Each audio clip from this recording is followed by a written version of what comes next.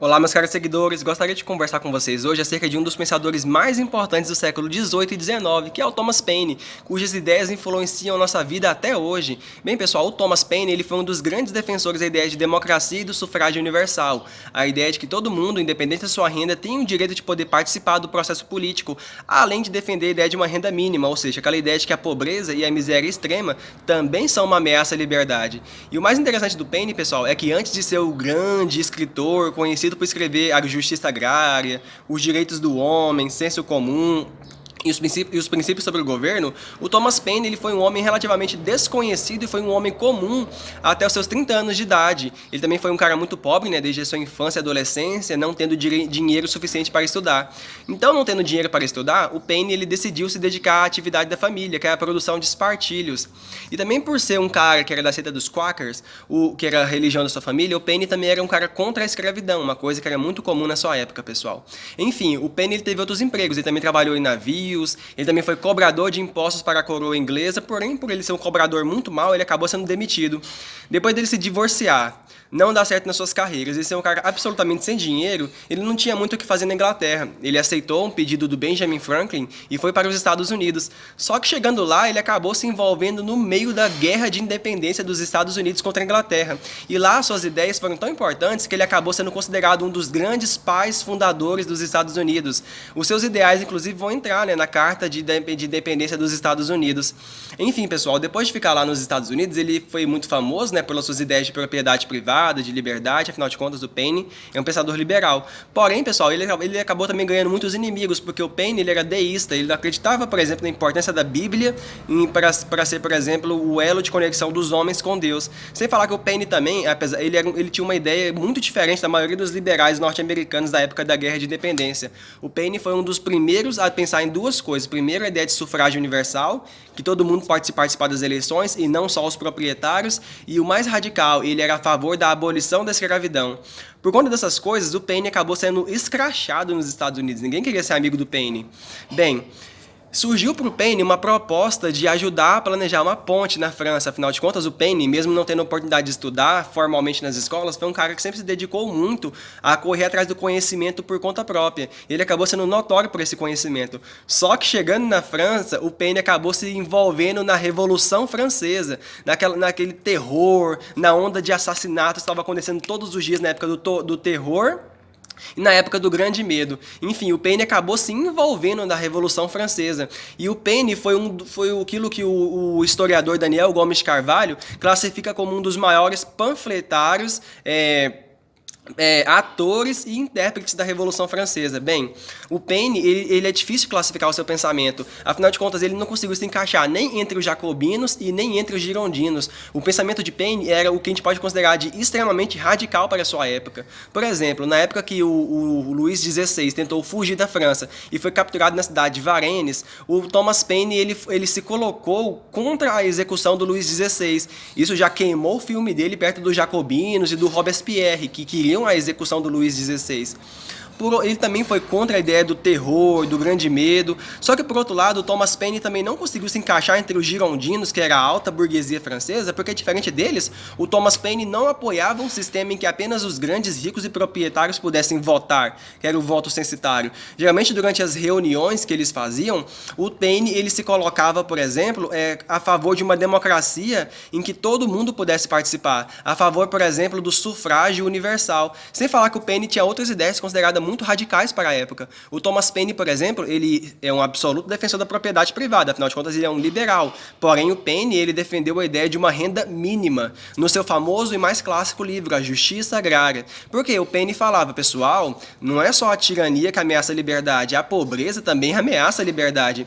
Se as pessoas não tiverem um básico, um mínimo da onde começarem, elas podem muito bem, por exemplo, começar a tomar as propriedades das pessoas e iniciar o tipo de revolução que a burguesia não quer.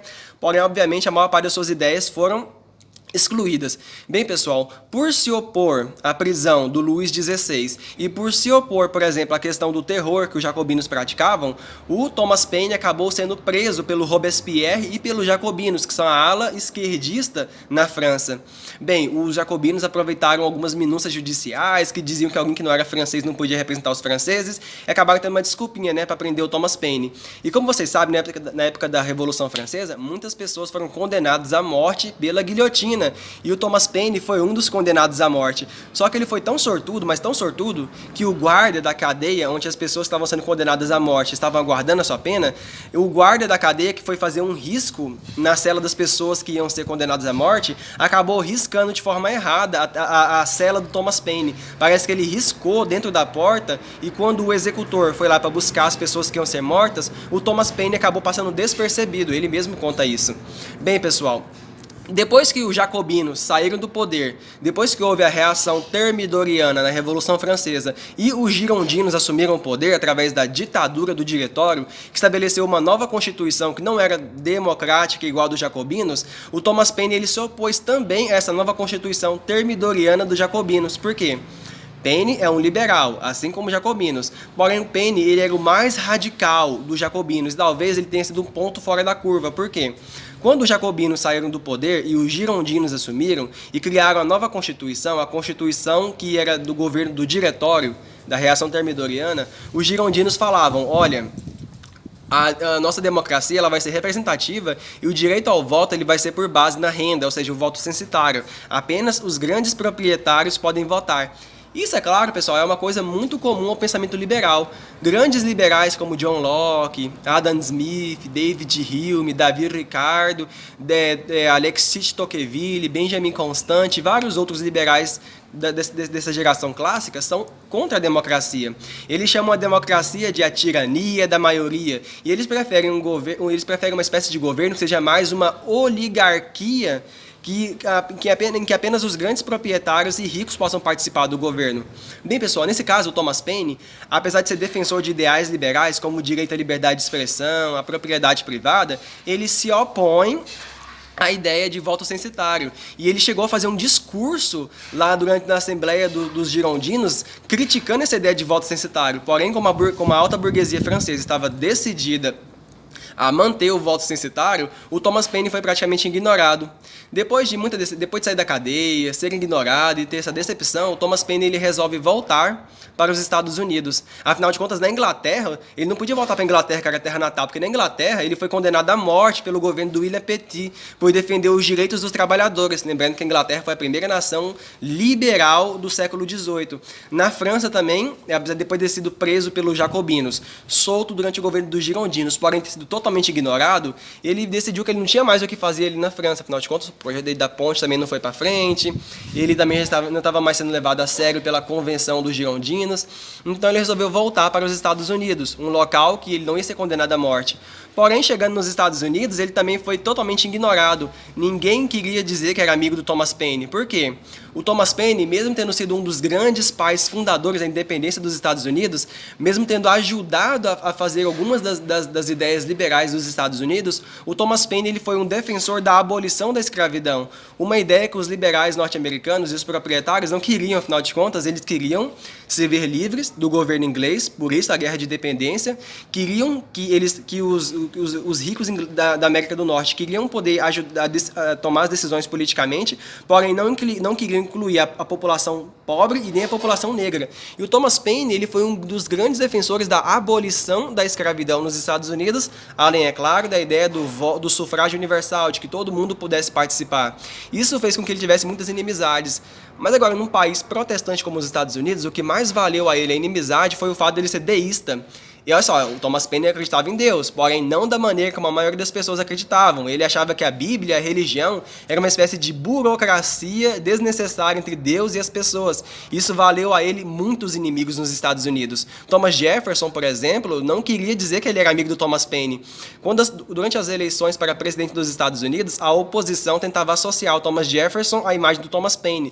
Porém, o Thomas Jefferson negava que ele era amigo do Thomas Paine. Outras pessoas que ajudaram Paine, como Benjamin Franklin, também se afastaram do Paine. No final, Paine terminou a sua vida triste, sozinho e sem amigos. Quem participou do funeral dele foram, se eu não me engano, pouquíssimas pessoas. Alguns seguidores dele nos Estados Unidos, no máximo umas 2 ou 3 pessoas, e alguns negros que vieram agradecer a ele, né? Afinal de contas, foi um dos grandes defensores da abolição da escravidão. Mas enfim, pessoal, as ideias de Paine foram um ponto fora da curva nas ideias do liberalismo econômico, porém forjaram ideias que são muitas vezes utilizadas até hoje. A gente costuma pensar nessa ideia, por exemplo, de uma renda mínima para as pessoas como algo de comunista, esquerdista, mas não. O Thomas Paine, um defensor do liberalismo econômico, da propriedade privada, da divisão dos poderes, já era um dos defensores dessa ideia de uma renda mínima. Porque, de acordo com Paine, uma sociedade em que algumas pessoas começam com absolutamente nada mesmo, isso também é uma ameaça à estabilidade social, porque vão existir conflitos. Então, Thomas Paine ele defendia que todo mundo tivesse pelo menos um mínimo para já poder começar. O Paine ele também foi um defensor da ideia de sufrágio universal, de que todo mundo pudesse participar. Inclusive, não há certeza, mas há indícios de que o Paine foi também um dos primeiros a defender a ideia de que as mulheres pudessem participar da democracia também. Ele foi amigo de uma das primeiras feministas da história, que eu não vou me lembrar o nome, apesar de que o termo feminista ainda não existia no século XVIII, mas enfim, pessoal. O pensamento de Paine é difícil de classificar. Algumas pessoas classificam ele como um dos primeiros pais do que a gente chama de estado de bem-estar social, né? Afinal de contas, a sociedade liberal, mas que garante alguns direitos para a população mais pobre, uma pequena conciliação entre o capital e o trabalho. Outros classificam Paine como um liberal radical. Outros dizem que Paine nem sequer pode ser considerado um radical, porque, afinal de contas, defende algumas coisas que os liberais clássicos não defendiam, né? Afinal, como o voto, como o sufrágio universal, renda mínima, coisas que, por exemplo, algumas pessoas consideram incompatíveis com o pensamento liberal, já outros consideram totalmente compatíveis com o pensamento liberal. Mas enfim, pessoal, queria que vocês me dessem o feedback de vocês sobre o que vocês acham do Thomas Paine, as suas ideias sobre sufrágio universal, contido nos princípios sobre o governo, a sua ideia sobre uma renda mínima que estão contidos no seu livro A Justiça Agrária, os seus ideais, por exemplo, sobre a abolição da escravidão em uma época em que a grande maioria dos proprietários e liberais não eram a favor. E também fica aí um convite, pessoal. Recomendo muito que vocês leiam a tese O Pensamento Radical de Thomas Paine, do Daniel Gomes de Carvalho, que é um historiador dos pensamentos. E também recomendo que vocês leiam o livro, né, A Justiça Agrária. Bem, pessoal, eu vou deixar o link para a tese de doutorado do Daniel Gomes de Carvalho na descrição do vídeo e vou deixar também a recomendação de livros do Thomas Paine para vocês lerem. É extremamente importante, pessoal, extremamente importante, e muitas vezes o Thomas Paine não é lembrado. E é interessante também pensar, pessoal, que mesmo tendo ideias tão boas, o Thomas Paine ele teve poucos amigos por conta das suas ideias inovadoras para a época, e também é interessante pensar que muitas pessoas viraram as costas para ele. Eu vou deixar para vocês agora, pessoal, em alguns comentários que alguns pensadores fizeram sobre o legado de Thomas Paine. Agradeço por você que viu até aqui, peço o seu like para ajudar o meu canal e a minha página a alcançarem mais pessoas. Até a próxima!